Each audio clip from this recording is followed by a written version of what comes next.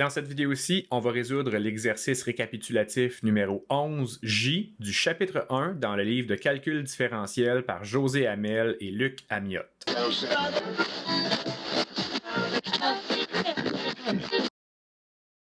Dans cet exercice-ci, on demande d'évaluer la limite lorsque x tend vers moins l'infini de x au carré moins 2x plus 4, tout ça divisé par 2.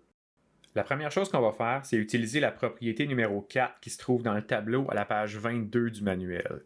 Ça va nous permettre de séparer cette limite-là en 3 limites différentes qu'on va pouvoir évaluer individuellement. On va donc avoir la limite lorsque x tend vers moins l'infini de x au carré sur 2, moins la limite lorsque x tend vers moins l'infini de 2x sur 2, plus la limite lorsque x tend vers moins l'infini de 4 sur 2. Avant d'évaluer les limites, on fait une autre étape de simplification. Dans la première limite, on prend le facteur 1/2 puis on le met devant la limite. Dans la deuxième limite, on simplifie les 2 au numérateur et au dénominateur. Et dans la troisième limite, on réécrit 4 sur 2 comme étant simplement 2. La première limite va donner un résultat de la forme 1/2 multiplié par moins l'infini au carré. On sait cependant que si on met un nombre négatif au carré, le résultat va être positif. En particulier, ça va être vrai pour moins l'infini. Quand on va l'élever au carré, ça va correspondre à l'infini.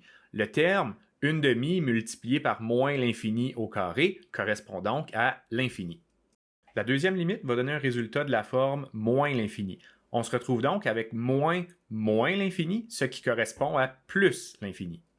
Finalement, la limite lorsque x tend vers moins l'infini de 2 va valoir 2. On obtient donc une forme infini plus 2. Ce résultat-là peut être résumé en écrivant simplement que la limite tend vers l'infini. On a donc que la limite lorsque x tend vers moins l'infini de x au carré moins 2x plus 4 divisé par 2 tend vers l'infini, et c'est ce qui conclut l'exercice récapitulatif numéro 11J du chapitre 1.